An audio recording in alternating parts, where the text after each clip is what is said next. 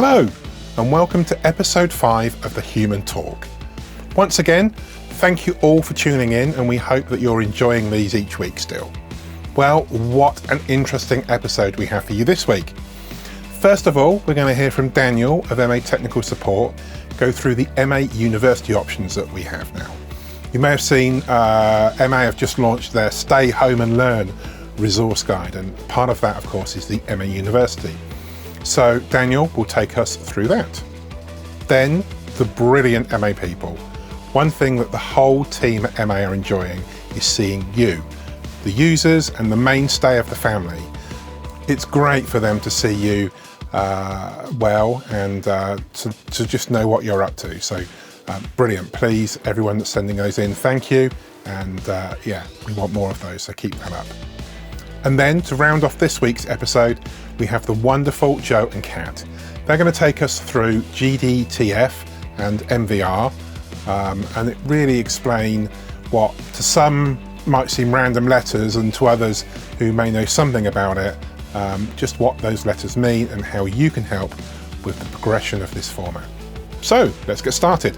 It was 2 years ago that MA launched its online university program, and it's been extremely popular. Living as we are now, there's never been a better time to sign up and go through the courses offered, either to learn new stuff or to hone those skills that you've developed over the years. I caught up with Daniel and I asked him all about e-learning. Hey Daniel, great to see you. Can you tell the viewers just a little bit about what MA learning, that e-learning is really all about? Hey Lee, thank you very much. And welcome everybody to one of the home office spots of the MA University in these times. Yeah, we launched the MA e-learning system more than 2 years ago now. This is our online learning platform where we offer GrandMA 3, GrandMA 2 and .2 courses. Yeah, meanwhile we are going towards the number of 10,000 learners in the system, which is of course great for us. Wow, that's a massive number already, fantastic. Can you show me how it works? Yes, of course. Let's have a look inside. So when you got your login, you have your course list over here. So you can see we start with the Welcome to MA University course where everything is explained. Then we have some GrandMA 3 courses, a GrandMA 2 user training, a .2 course, and within the courses you can find all the different modules, so different chapters, different topics, which we are working through. And this is also one of the big advantages of the e-learning. You can go through these topics in your own speed. And of course, you can recap your knowledge at any time. So you can go back to a specific topic. Maybe you want to read something more about the presets again, and then you can just go to the presets topic and you have your course content again to learn again and recap your knowledge. That means we have some written content in the courses as well. We have some interactive learning elements. We have some tasks, of course, to do within the course. And you can also see that we have some video content, which is sometimes better to explain different things a little bit. Of course, when you finish the course and we exit to the main menu again, then you can see that at the end, you can also get a final certificate. You can download this as a PDF, and then you have the e-learning certificate for a specific course. Okay, so do you see this as being a replacement for hands-on training? No, the e-learning cannot be a complete replacement for a hands-on training. So we think the hands-on training is the best way to learn the MA consoles, because on the one hand you can ask questions during a hands-on training and you always get a little bit of the personal experience and tips and tricks of your trainer. So this cannot be replaced by the e-learning. But of course, when you don't have time to attend a hands-on course, or when you live in an area where you don't have access to a real hands-on training, then the e-learning can be a good tool for you to start learning the MA consoles. Great. So actually not just perfect for times like now, but when we're all back to normal, if you're remote or not near a local training centre, then this is a perfect option for you. Great. Okay, so I would like to take part. How do I go about getting access? The access for the e-learning is handled by our local distributors, so you just have to contact them and they will be very happy to help you with the login. If you can't reach your local distributor or if you don't have one in your area, then just contact us at elearning@malighting.com. Okay, so I have my login. Now the big question, how much will this cost me? Of course, that's always one of the most important questions, but I have very good news. The MA e-learning is completely for free. So it was for free since the beginning and it will be in the future as well. Perfect, that is the answer I was hoping for. Thanks, Daniel.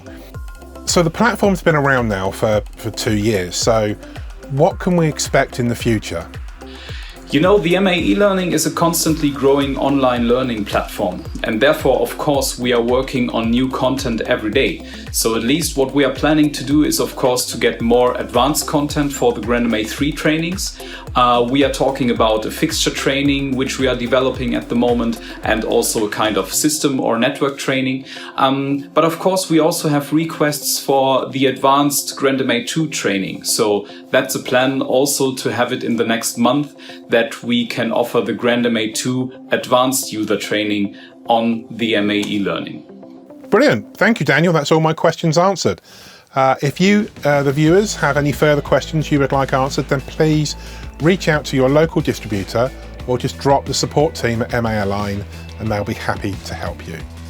Okay, so now on to the piece that we all like the most, our MA People section. As you can see, we filled up a few more of the countries in our MA family map, but Europe, come on, you're lagging behind.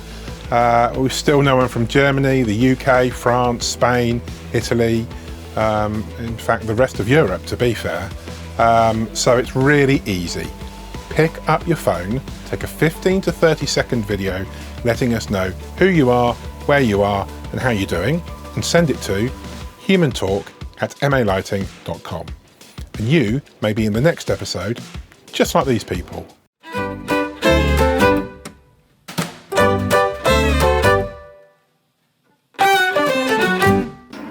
Hi all, my name is Alex Hughes. I'm based in Melbourne, Australia, and I work for a company called Alex Hughes, which is just me.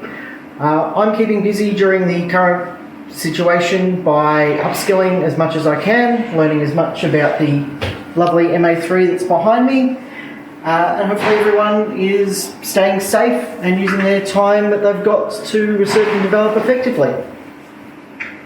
Hey and good morning everybody, this is Florian Engelmann on my way to the Royal Opera in Stockholm, where we do a lot of broadcasting and preparing the hopefully upcoming season for autumn. What helped me mostly sane during the last months was the help of many of you guys. So that urged me and supported me in making my YouTube videos about complex GrandMA 2 macros. So that was awesome. And also those that came to me for support about it. So it means a lot to me also see you using my videos to learn. So that's awesome. So yeah, thanks a lot for that and stay safe. Hello, it's Martin Lundström from Stockholm, Sweden here. I'm using the time given by the lockdown to learn some new softwares and deep diving into some GrandMA 2 features and also GrandMA 3, of course, and also pre-programming a couple of things for the fall season. Stay safe out there.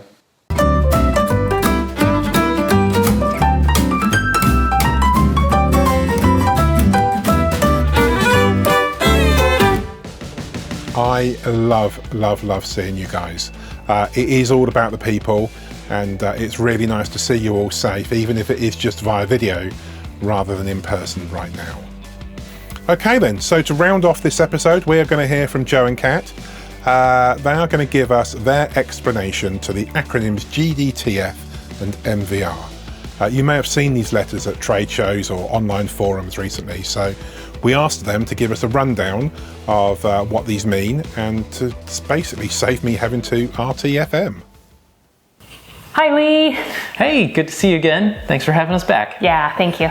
So yeah, we'll talk a little bit about the alphabet soup that is GDTF and MVR. Yeah.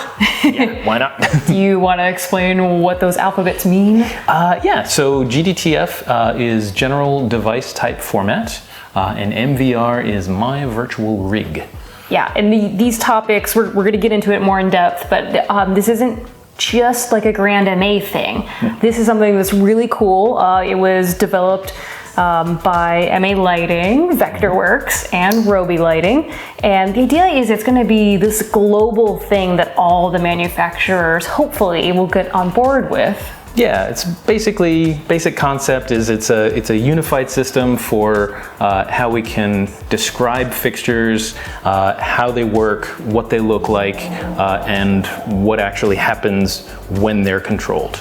Yeah, with this one general device type format, it means you don't have to go searching for the Vectorworks symbol and the MA DMX profile and the 3D visualization profile for your fixture.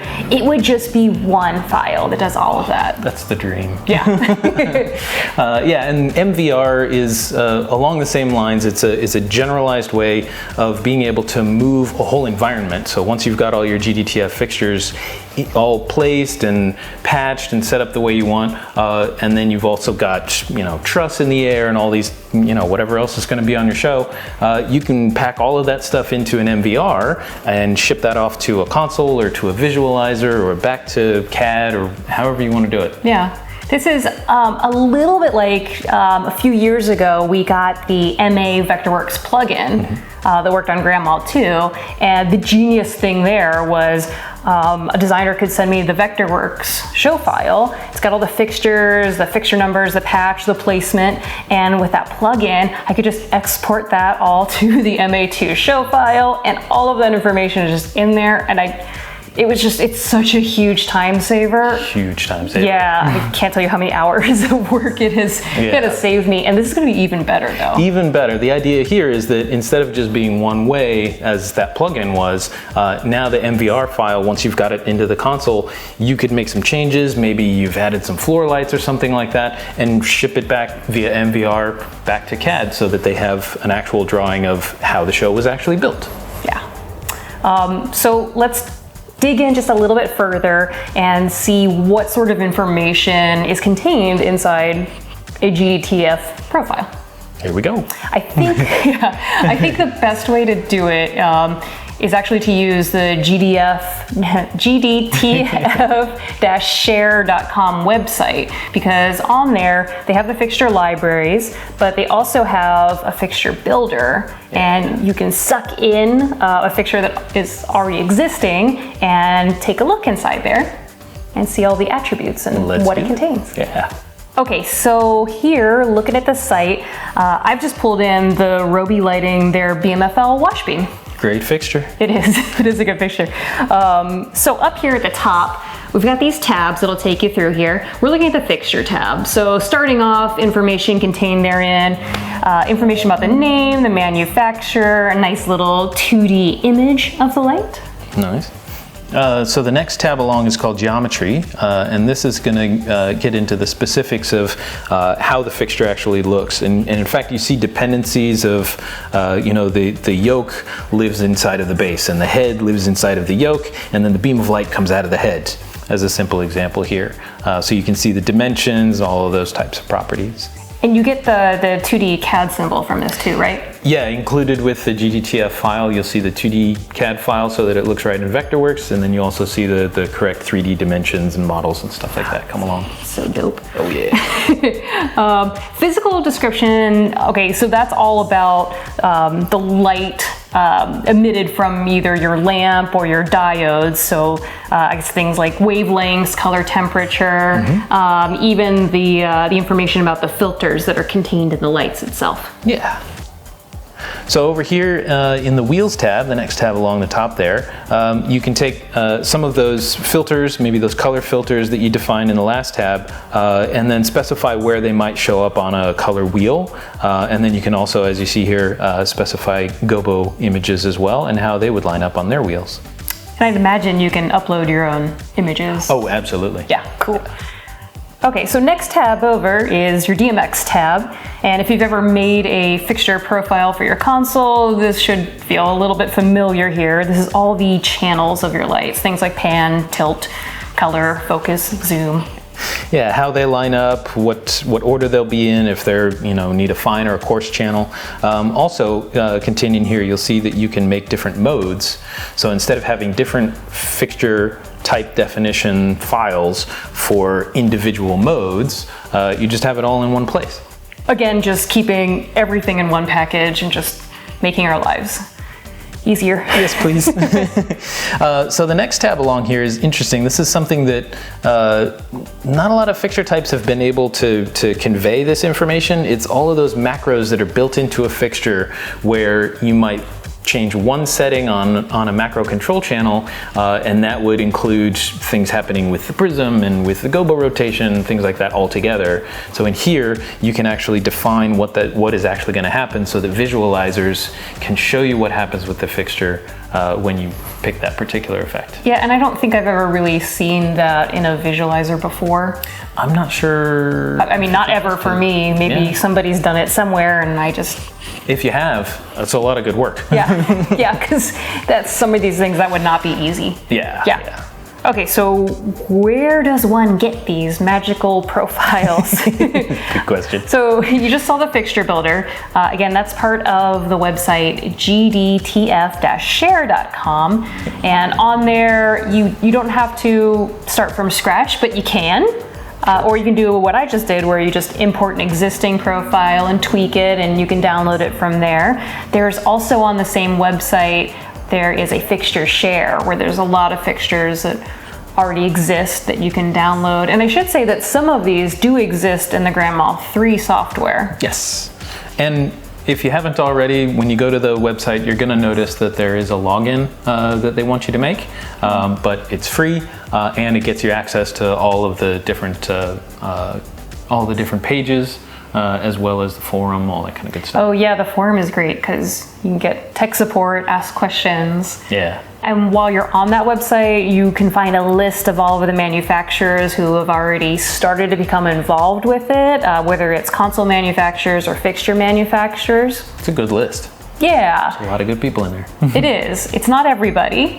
It should be. It really should be. I mean, I think the goal with this is it's, every light, and it's for every console, every visualizer, all of your CAD programs. Yeah. Kind of just getting all of us on the same page.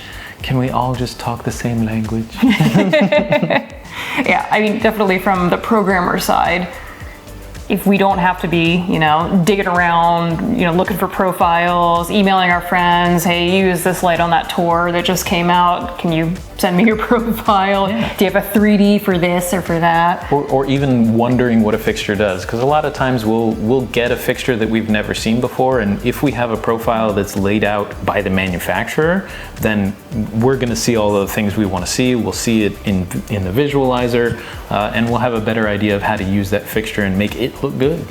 So yeah, maybe this is our not so subtle poke at all the manufacturers out there. If you haven't gotten involved in this yet, please do. Please do. And remember, this whole project it's a work in progress. So if you do get onto those forums, you'll notice that you can actually put in feature requests. We're looking at version 1 for everything now, and these things will continue to get better in the future. Yeah. Well, I think that's about enough rambling from us for now. So thanks again for having us, Lee. We're going to throw it back to you. Cheers. Cheers. And cheers to both of you. Thank you, Joe and Kat. By the way, a nice touch there as we celebrated Star Wars Day this week. I spotted the cushion there in the corner. Good work. And so that's it. Another episode done and dusted. Thank you, Joe, Kat, Daniel, and to all of you that sent in your MA People clips. Don't forget, we want to see many more of these, so come on, be your ambassador of your country and put it on our map. Thank you for watching, and if you enjoyed this, then like, subscribe, hit the bell, But most of all, please stay safe, and we'll see you very soon.